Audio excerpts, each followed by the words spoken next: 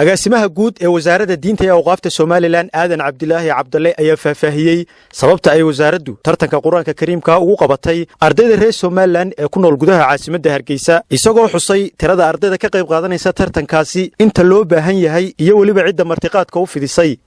inaynu ku kala saarno ardayda ahlul quraanka ah ee maanta halkan fadhida inaynu ku kala saarno taas runtii aad dareemi kartaan marka arday la kala saarayo in culays runtii wasaaraddu ku iman karo laakiin insha Allah taala waxaanu markaan eegnay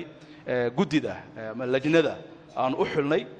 markaan eegnay sida aanu daacad uga nahay waxaan rajaynaynaa insha Allah taala inay soo baxaan saddexda arday ee la doonayo in ay matalaan qaranka Jamhuuriyadda Soomaaliland waxaan runtii iyana xusid mudan in dhammaan madaariskii Hargeysa aanu la hadalnay by telephone aan kula hadalnay wasaaradahan qof kasta aan u sheegnay tartankan muhiimad u leeyahay isla markaasna ay ka soo qayb galaan cidii marka waxaan ku raadanaynaysa halka imika waxa fadhiya 194 arday oo diyaar u ah in saddexdaasi boos ay u tartamaan Sheekh Maxamed Macallin agaasimaha waaxda madaarista ee wasaaradda diinta iyo awqaafta Soomaaliland oo halka ka hadlay ayaa waxa uu yiri 600 oo macallin baanu la hadalay 4 cisho looma kala rawxin mid walba waxaan niri wixii ka diyaarsan keen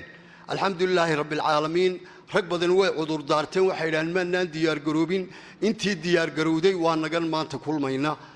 halkan ku kulannay masaajidkii weynaa ee wasaaradda ku dhaxeeyay alxamdulilaahi rabbil caalamiin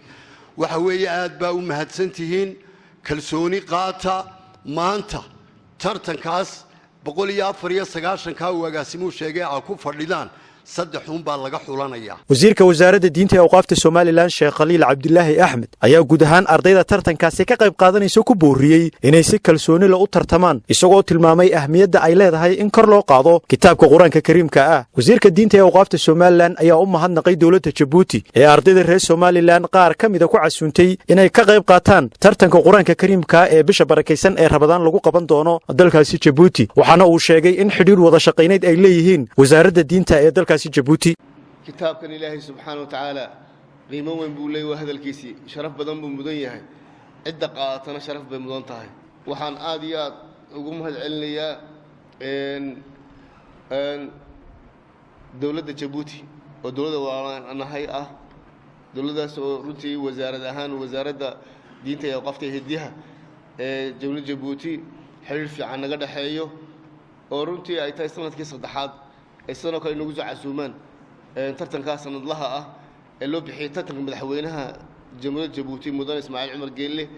ee tartanka Quraanka Kariimka ayaa la yiraahdaa Ramadaan kasta waa la qabtaa marka wuxuu bilaabmayaa tartankaas insha Allah 7 bisha Ramadaan ilaa 12 bisha Ramadaan buu socon doonaa hadii la yiraahdo waxaanu ka dhacayaa magaalada Djibouti cid ay naga tagaysa waxaan oo saciidayna soo dardaaranay arday matalaya qarannimada Soomaaliland ee ku matalaya shayga ugu qiimaha badnaa Soomaaliland oo aan rajaynayno idinka rajaynayno sadardarka agaasimo idin siiyay hadhowna aan siin doono mar labaad inaad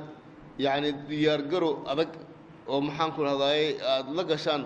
30 dawladood oo ka soo qayb gali doona tartankan isaga ah ee ka dhici doona dalka Djibouti inaad insha Allah ka soo hoysaan guul